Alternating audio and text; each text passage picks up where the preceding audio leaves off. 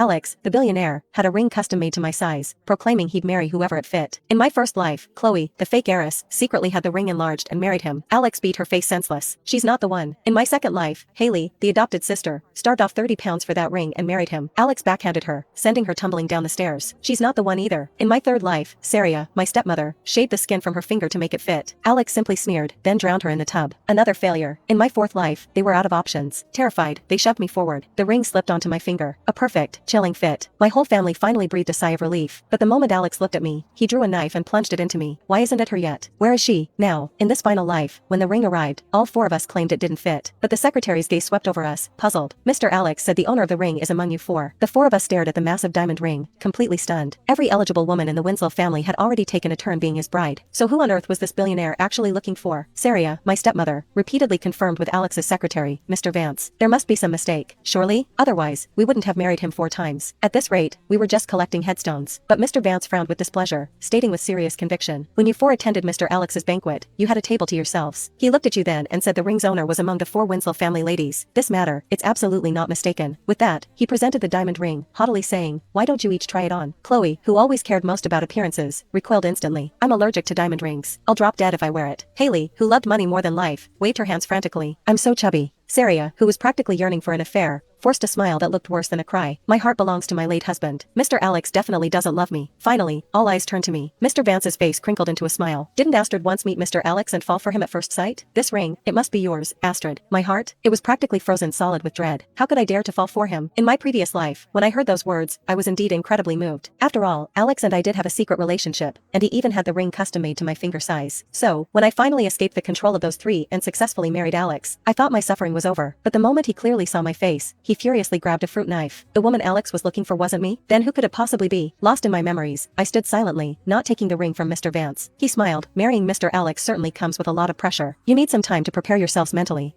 Alright, Mr. Alex himself will come tomorrow. You have one night to think it over properly. I'll leave the ring here for now. Mr. Vance left the ring, then turned and departed in his diamond-studded luxury limo. But staring at that blinding diamond, our hearts remained frozen. We were terrified of dying. The 3 women who had been constantly battling me for years in the Winslow family surprisingly formed a united front. They pulled me into the living room for an urgent meeting. One by one, they forced the ring onto their fingers. In the end, only my finger offered the perfect, cursed fit. Saria looked at me suspiciously. Are you sure you were killed? I rolled my eyes helplessly. I was sent back to the Winslow family. Didn't you all see it? Haley nodded frantically. It was brutal. Seriously. Chloe also sighed. I battled Astrid for 10 years, and even I felt bad for her when I saw that. The 4 of us exchanged glances, then let out helpless sighs. Saria was on the verge of a breakdown. But